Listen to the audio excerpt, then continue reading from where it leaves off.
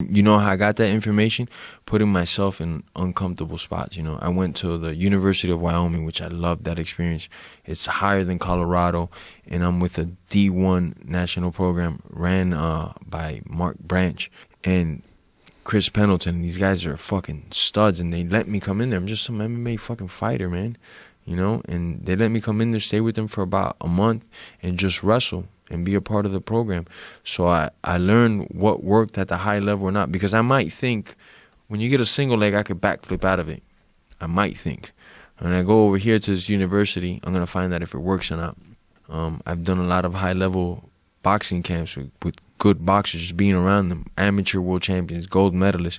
You know, in Miami, we're a hub for the Cuban crime wave of great boxers. You know, we get all these guys that are Olympians that come in there, and I'd be at the gym with them, picking their brain, getting beat up by them, learning since I was young. So I for the boxing fundamentals, I got very, very lucky. I didn't even know what I had to me at that access, because I'd be working out with gold medalists, world champions. It was insane, you know. So I think one thing I would tell any young fighter, if you want to learn something, submerge in it. You know, if I want to learn jiu-jitsu, I'm not going to go to Rex Kwon Do. I'm going to fucking go find the dopest jiu-jitsu guy and get humbled. You know, a lot of people don't like to get humbled. I don't want to go with that guy. He's really good at wrestling. No, man. Shut the fuck up. Put the ego aside and go get humbled. Learn. Because the more time you put into that craft, eventually whatever's bad will get good if you put the time into it, you know? And a lot of people don't like to do that. And I think even more nowadays that I see on the mat now, with the egos and the social media and like people filming and shit, there's a lot of pro fighters that I see sitting out that don't want to do the wrestling class because a couple wrestling studs just walked in through the door. So there's like two types of guys that when I see these All-American and national champions, I'm like, whoa, today's going to be a good practice. These guys are my weight. I better be on my A game, man. I'm going to put some good music on. This shit's going to get crazy.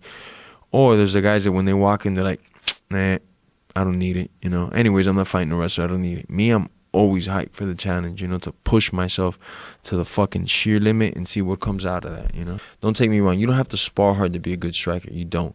But there's certain things like wrestling, you got to wrestle hard. You got to drill hard. Jiu-jitsu, same thing. You got to drill hard. You got to get, you're going with Marcelo Garcia, you're going to get fucking tapped a bunch of times. Guess what, buddy?